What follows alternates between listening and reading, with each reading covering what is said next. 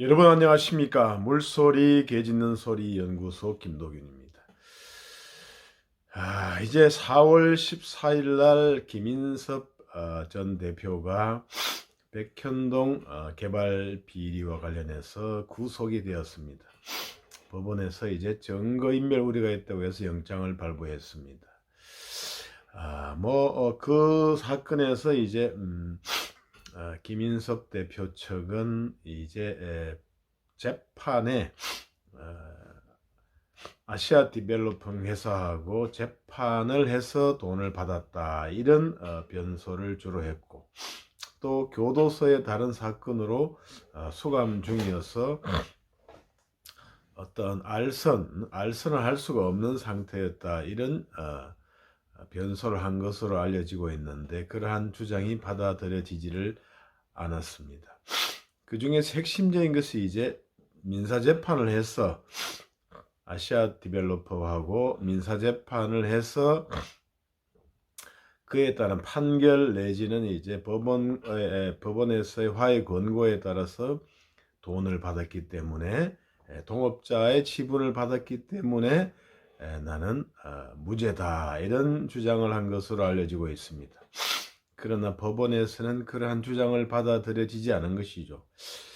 종전에 이제 정모 대표하고의 김인섭과의 그러한 사건은 민사소송이었습니다. 민사소송에서는 당사자가 주장하지 않은 것에 대해서는 사실은 판단을 하지는 않죠. 그래서 알선수재다, 이것이 이렇게는 아무도 주장했을 리가 없죠. 그렇게 되면 이제 피차 형사 처벌을 받기 때문에 김인섭 대표 측이나 그 돈을 상대방 정모 대표나 알선 공무원의 직무에 관한 그러한 사항에 대해서 알선한다는 명목으로 돈을 받는 것, 그러한 점에 대해서는 아무도 얘기하기가 할 수가 없는 그러한 상태죠. 형사상의 어떤 범죄를 스스로 자인하는 그러한 꼴이 되고, 그 기록을 나중에 떼가지고 이제 고소를 하고 고소 고발이 되면은 이제 빼박이 되니까 그러한 주장은 할 수 없었던 것으로 추정이 됩니다. 제가 민사 기록은 보지 않아서 그렇지만은 그렇게 추정이 됩니다. 어찌되었든 그래서 이제 김인섭 측에도 대관 업무를 봤다 이래서 역할이 어느 정도 강조해서 돈 인정이 받았겠죠. 항소심에서 합의를 했다고 하니까 인정이 받았겠는데, 그 대관 업무가 뭐냐, 그런 것이 문제가 되는 거죠. 우리가 사실 변호사도 아니고 이런 사람들이 이제 대관 업무를 한다면서 이제 돈을 받는데, 상당히 이제 위험한 측면이 있을 수가 있고, 알선수재가 될 수도 있고 변호사법 위반이 될 수도 있는 상당히 위험스러운 거죠. 실제 상당한 노력을 하는 그러한 서류 작업이나 여러 가지 노력이 필요되는 게 아니라 그냥 실질에서 로비한다는 그러한 명목이면은 대관 업무란 이름을 붙여도 그것을 인정해 주지 않는 거죠.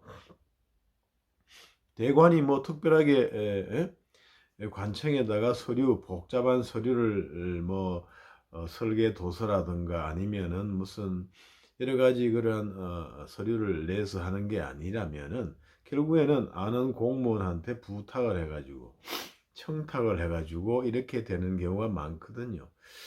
그래서 그 실질적으로 이제 특별하게 고난이도의 서류 작업이 아니라면은 대관이라 할 것이 별로 없다, 이거 아니겠습니까? 그러면 결국에는 청탁, 부탁하는 것밖에 남는 게 없죠. 그리고 금액이 이제 대관 업무라는 게 무슨 그렇게 수십억, 70억, 35억 이렇게 될 정도가 아니죠. 그렇게 금액이 크다는 것은 한번 되기가 어려우니까 한번 배팅을 해본다, 이렇게 볼 여지도 있겠지만 그 또 달리 보면은 이제 어느 정도 뭐 상당히 가능성이 있으니까 그렇게 큰 금액을 주기로 한 거 아니냐 이렇게 볼 여지도 있어서 금액이 너무 크면은 그것이 이제 정당한 대관 업무의 대가라기보다는 노력에 비해서 너무 큰 금액이면은 이제 대관 업무의 대가다 이렇게 인정해 주지 않는 거죠. 변호사도 이제 변호사 수임료는 뭐 한도가 없기 때문에 뭐 이것이 이 판검사에 대해서 로비 명목으로 받았느냐 안 그러면 일반적인 변호사 수임료냐 뭐 이렇게 서로 다투기도 하잖아요. 변호사가 고액의 수임료를 받았을 경우에 뭐 그런 경우에 변호사의 어떤 그간의 경력이라든가 종전직이라든가 뭐 검찰 경찰에서 맡았던 직이라든가 경력 이런 걸 봐서 이제 뭐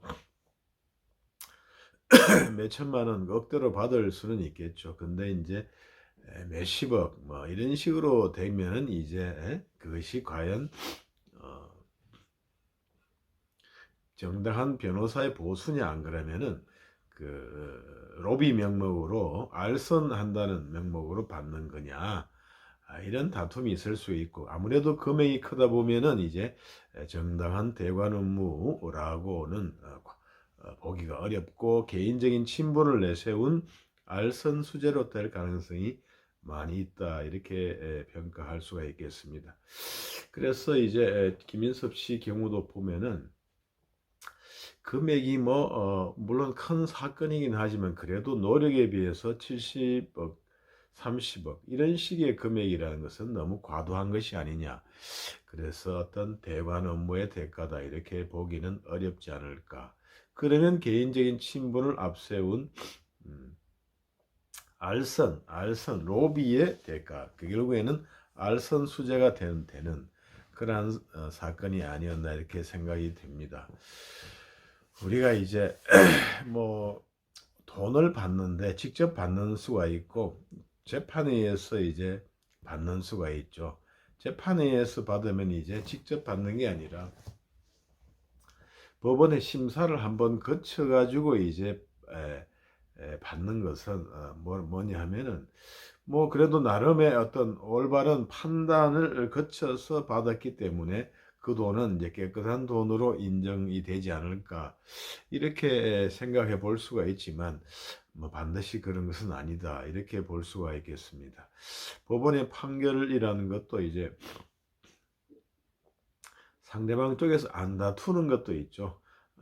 뭐 안 다투는 거 말하자면 자백 간주, 의제 자백 판결 상대방에서 소장을 받았는데 가타부타 답변서를 안 내고 이제 그래 되면 원고 성소 판결이 나는데 그러한 자백 간주 판결에 대해서 이제 그걸 가지고 법원에서 뭐 그 판결의 그 소송의 정당성을 인정해 줬다. 그렇게 볼 수도 있지만 그렇게 안 볼 가능성도 상당히 있다 이겁니다. 그리고 이제 다투는 소장이 날라와서 다투는 형식을 취하더라도 그것이 이제 뭐 형식적으로 다툰다든가 안 그러면 이제 그런 경우도 있죠.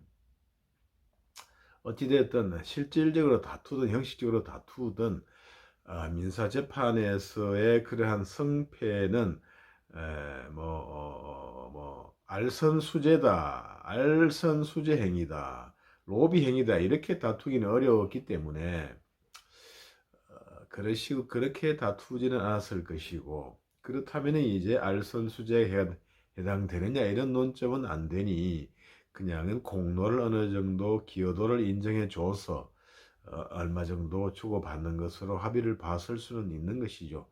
하지만 형사사건에서는 과연 그 금액이 용인될 수가 있는 것인가 이런 문제가 되는 것이고 결국에는 이번에 알선수재의 혐의가 인정이 되는 것으로 판단이 되어서 이제 구속이 된 것으로 생각이 됩니다. 뭐 이 사건에 대해서 이제 구속했다는 거에 대해서는 많이 나오지만 이런 부분에 대해서는 이제 많이 얘기가 없어서 한번 제 나름대로 한번 분석을 해봤습니다. 이상 물개소리 연구소 김도균이었습니다. 감사합니다.